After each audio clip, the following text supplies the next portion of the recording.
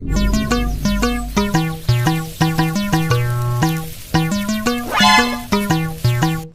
আরে ও মা কি দে তো দে খাবা দে ভোক লাগিল দিয়েছুন বস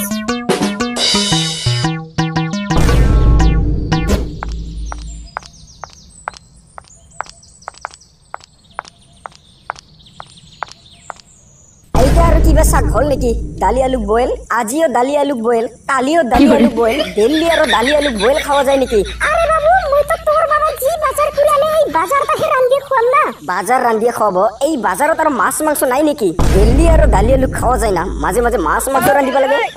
মহারাষ্ট্রক মাছ মাংস লাগে মাছ মাংসর বাহিরে ভাত খাবা নাপায় লেকচার মারিবাইছে ফালতু জাত মাছ মাংস খাবা হলে নিজে বাজার করিব লাগে সংসারত টাকা দিব লাগে তাহলেহে মাছ মাংস খাবা পাই এই বাবু ভাত খাবা দে তার পিছত কথা কবি এই তইও চুপ থাক এগুলা সব তোর কারণে হয়েছে তই লাই দিয়ে দি এই ফালতু জাতটা আরো বেশি ফালতু হয়ে গেছে আৰু মহারাজ তই কি কইছিল মাছ মাংসর বাহিরে তই ভাত খাবা নাপায় ফালতু মাছ মাংস খাবা হলে সংসারত টাকা দিব লাগে আৰু হাতে হাত কাম করিবা লাগে তাহলেহে মাছ মাংস খাবা পাই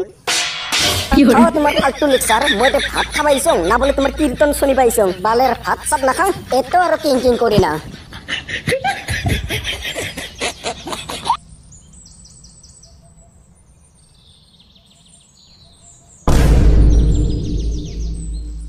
সালা সুখ শান্তি করে ভাতও খাবা নিদে এত ডাঙৰ অপমান মোর কাম জাম নাই কামাই পাতি নাই বুলি কি মোর মান সম্মান নাই নেকি রে হা সালা এত ডাঙৰ অপমান কৰে মোক বালেৰ ঘন্টা ঘৰত থাকিব কালিয়ে কেৰেলাত পালে যাম রে মই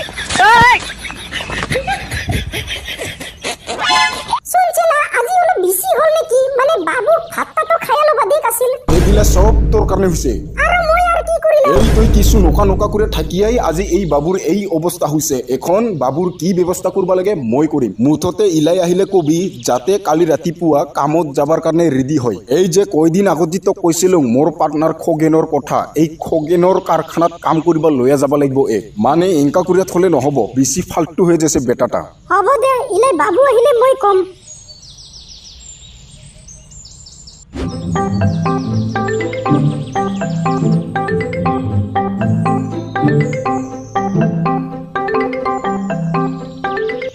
তোর হাগা এখনো নাই হয় কি যে কই এই মাত্র সামালো ফালতু জাত 1 ঘন্টা 15 মিনিট হল তোর হাগা এখনো নাই হয় তে হাগিবাই সামাইছে না কি করবা সামাইছে সাং দরজা খুলাও গুপ নলালে মই কি করিম গুপ নলাই তাহলে হাতে দিয়ে টানি উলাও মই কি টানি উলাম তুই যদি টানি উলাব মন যে আছে তুই আহি টানি উলাও এই ফালতু বেটার লগত আর কাম নহব যেতে কামত যাওয়ার কথাটা কং এক হাগাই লাগে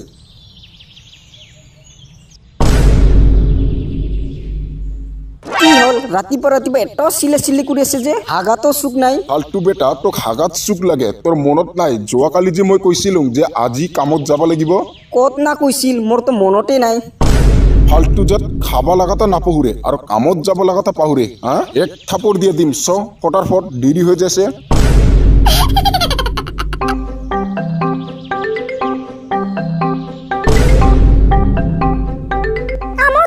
কিবা একটা খাই গেলে তো হই ইলে ভোক লাগিব আর বাবু কালির পর কিছুই নাই খাই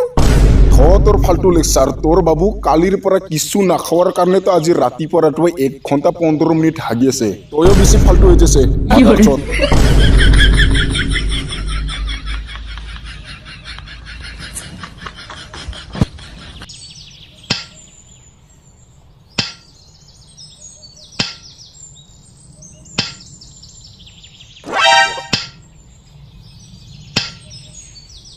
চা বাবু ভাল করিয়া চা কি ধুনিয়া কাম হাফ ব্রেন গিলা লেকচার মারিবা জাগা নাই পাই ধুনিয়া কাম মইহে জানে চাও এই কর্মচারীর মুখত এই ভাষা এই তোর মালিক কত দিছে রে লাগাবা দিছে লাগাবা হলে আহিব কি কয় লাগাবা দিছে এইতে কিবা কারখানার মালিক না কিবা লাগারো এই কি রে নগেন তুই আজি মোর কারখানাত আহিল যে